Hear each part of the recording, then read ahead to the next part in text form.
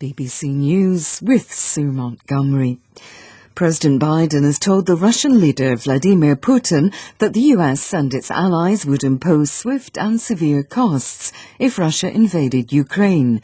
It comes after an hour of talks between the leaders aimed at defusing the situation at the Ukrainian border. The Kremlin said that Washington had failed to consider Russia's main security concerns, including a veto on Ukraine ever joining NATO. It also accused the West of creating hysteria about an impending invasion. Ukraine's President Volodymyr Zelensky has echoed that concern. It's our borders, it's our territory. I have to speak with our people like president and say people truth, and the truth that we have different information. And now the best friend for enemies, that is panic in our country. And all this information that helps only for panic doesn't help us. A high-profile Nicaraguan opposition politician, Hugo Torres, has died at the age of 73, 7 months after being jailed for treason. Mr. Torres was one of the heroes of the Sandinista revolution that brought the current president, Daniel Ortega, to power in the 1970s. Leonardo Rocha reports. Mr. Torres helped free Daniel Ortega from prison in 1974 and fought alongside him to overthrow the brutal regime of Anastasio Somoza.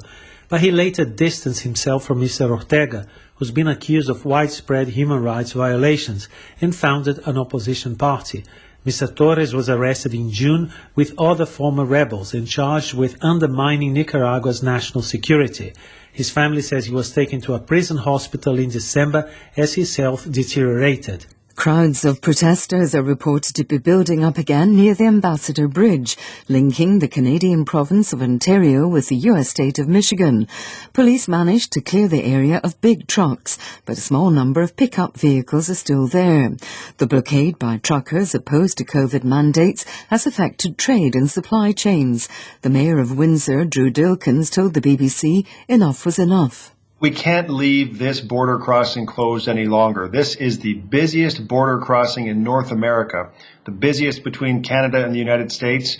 Each and every day, 8,000 to 10,000 trucks cross that bridge, and the value of the goods that they deliver to both markets is equivalent to about $400 million a day. An Afghan woman who disappeared after taking part in a rally against the Taliban has been released. Tamana Zaryabi Pariani went missing in Kabul last month after taking part in a women's rally calling for rights to work and education. A second woman was released on Friday. BBC News. Armed supporters of Libya's interim Prime Minister Abdulhamid Dbeibeh have arrived in Tripoli as efforts to oust him grow. Earlier this week, the country's Benghazi-based parliament appointed a former Interior Minister, Fatih Bashaga, as the new interim Prime Minister.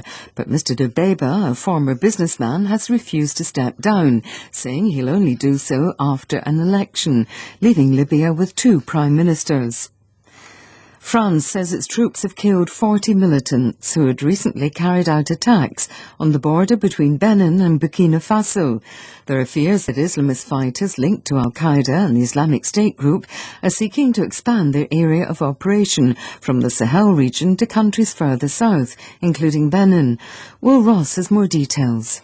The French military said a drone found the militants behind Tuesday's attacks just after they'd crossed into Burkina Faso on motorbikes. A statement said a first strike killed about 10 of them and then a fighter jet was deployed which killed 30 more. It said the whole operation had been carried out in agreement with the Burkinabe authorities. Even though it's not been possible to independently verify what happened, some will see this news as a sign that France is still badly needed in the fight against Islamist militants in the region. Peru's new Environment Minister, Modesto Montoya, has said that the Spanish oil company Repsol is not doing enough to clean up the damage caused by an oil leak from one of its refineries a month ago. After visiting some of the affected coastal areas, Mr. Montoya described the operation as superficial and said wildlife was still suffering.